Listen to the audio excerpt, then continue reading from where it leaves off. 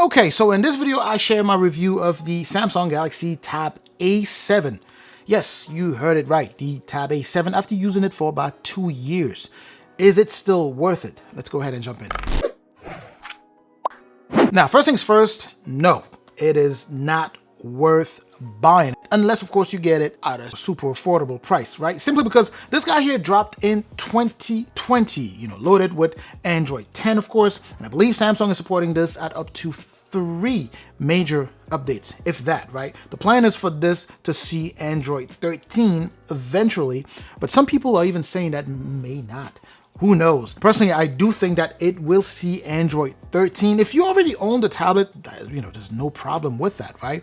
It's a decent budget tablet. It does what it's supposed to be doing. It's not out there to be a fancy, super high power tablet. It's out there to do the basics, right? So navigating the internet, checking your emails, playing games, downloading some apps. It does not support a Samsung S Pen or a Samsung stylus, but it can work with a capacitive pencil. But let me tell you this, the user experience using a capacitive pencil versus using an actual native Samsung S Pen with a supporting, with a Samsung tablet that does support an S Pen is completely different when compared to here. That's a different world, right? So saying that it will support a capacitive pencil, but don't think that just because you bought a capacitive third-party pencil, the user experience is the same as, Samsung Galaxy Tab S6 Lite and all that. But anyway, I digress here. The Galaxy Tab A7 here is not worth it in 2023, as we're coming close to 2023, simply because there is tons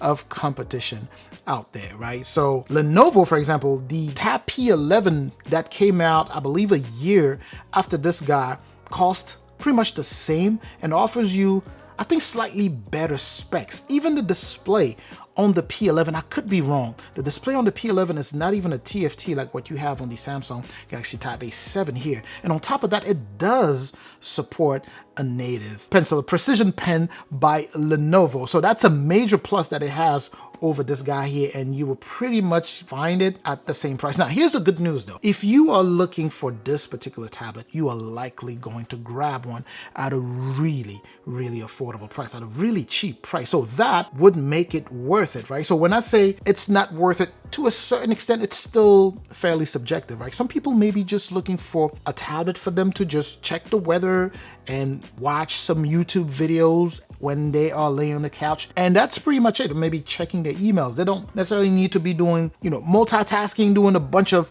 high productivity stuff on their tablet. To those people, I would say, hey, go for it. If you can find it really cheap, that's how you get the most out of your dollar. Go for it. But if you're out there today looking for a decent budget tablet that you are looking to use for a number of years to come, then maybe you should stay away from this guy here. Maybe you should go for the one that came right after this, the Tab A8, or simply wait for the next one that should drop, the A9, as we're coming closer to the end of the year. The A8 dropped at the end of the year last year, so as we're coming to the end of 2022 here, we should be seeing a new model, from the same budget line by Samsung. We should be seeing an A9, or maybe beginning of 2023 here in the US, we should be seeing that. So you can wait for that if you're looking for a budget tablet, or if you want to save even more, wait for the A9 to drop and then buy the A8. You'll be able to save a ton more money. But anyway, going back to this tablet here, if you already own the tablet, like I said, it's a good budget tablet, especially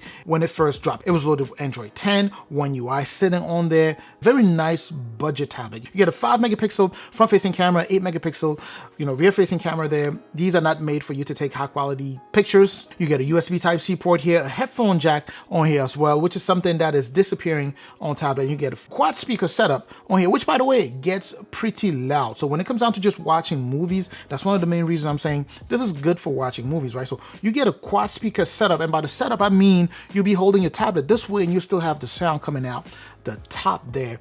That is pretty decent, especially if you can find it at a good price. Now, in terms of the build of the tablet, of course, it's not built to be to feel or to look premium. It looks decent. I've seen a lot of budget tablets that look way worse. So this for a budget tablet still does look good. Plus, it adopted that new modern way of, making or putting the front-facing camera on the long side of the tablet. So this still kind of aligns with what is kind of mainstream today. Now, in terms of the user experience, of course, you get some decent level of power here. This is made to be a budget tablet, so no high productivity work will survive here, right? So once you start going high productivity, it will just start stuttering or it will crash. It is loaded with a Snapdragon 662, which at the time, of course, was pretty good for a budget tablet, because over time these tablets are just getting better and better. But so the standard for a budget tablet is higher than this one now. Granted, not by a lot, but still higher than what you have here. A display here, 1200 by 2000, pretty much similar to what you have on the Samsung Galaxy Tab S6 Lite. So pretty decent for watching movies, playing games, little things like that. And that is to be expected, right? You don't buy a budget tablet for a couple $100 and expect to see an OLED display on here. But anyway, so this is actually a great entry. Well, it was a great entry level for a lot of people who just wanted to kind of get their feet wet, in the tablet world. So all of this just to say that if you were to ask me, should I buy the Samsung Galaxy Tab A7? I probably would say it depends, like I always say, simply because it always depends. This is something that is truly dependent on what you are looking for. But if you were to insist that I give you a yes or no answer, I would simply say no, don't buy that. Go for something else that's going to offer you better value, better performance also, and possibly, support an actual, pencil that can help you be more productive on your tablet. As time goes by and these games and apps are just getting larger and larger, what you had here was a 32 gigs of internal storage, expandable at up to 1 terabyte. By the way, this one, when it came out, at first, you couldn't move your apps to the SD card. So you could expand the internal storage at up to 1 terabyte, but you just could not move your stuff. Well, some stuff, like games, specifically files and stuff like that, you definitely could, but games, you could not. But I believe they fixed that. You have 3 gigs of RAM here, by the way. So if you're not looking for something where you're going to be using it full time because you've always doing stuff on it, you could go for this. But if you want a budget tablet that you're gonna be using constantly because you're gonna be doing a bunch of different things, then maybe, just maybe, you should consider a different tablet. Now, after using this for 2 years, I can tell you that there is some greater level of lag and stuttering, right? So as a budget tablet, when you buy even brand new, you can test the limit of the tablet itself. You can do high level productivity and it will stutter and then it will crash, right? So you test to see how much of that you can do. Things that were getting more of a passing grade and that wouldn't stutter now are stuttering a little bit. So if you were doing moderate level of productivity and it was stuttering just a little bit, now you get a lot more of that. Even with some light tasks, I see some stutter here and there. So over time, obviously, this thing will slow down. I mean, 2 years is a long time in terms of just technology and tablets, right? But if you're looking for something that's going to go beyond that, and that is budget, then maybe you should drop a little bit more money and go for something that's a little bit more well built, and that is also going to be supported longer, right? So these are budget and they tend to be supported 1, 2, 3 years. With Samsung specifically, they're supported up to 3 years. Up to 3 years, Samsung say. So it could be 2 or it could be up to 3. Now, if you still want to go ahead and just stick to budget, you can always go for something like an iPad if you are willing to drop that kind of money. Especially if you're looking for something that's going to be supported a long time. iPads are generally supported for at least 5 years, right? So you can go for something like that. Or you can simply go for a mid-range level Android if you want to stick in the Android world, because generally Android offer a better way to be productive as opposed to iPads, right? So if you're looking for something that's going to really increase your productivity using your S Pen and doing all that extra stuff, make sure to invest to go for a mid-level, tablet. But anyway, I'm just going to go ahead and give you my take. After using this guy here for 2 years, if you were to ask me, give me a yes or no answer, should I buy it? The simple answer would be no. Go for something else. There are a lot more alternatives out there. Are there people out there that could find some need or some uses in the Tab A7?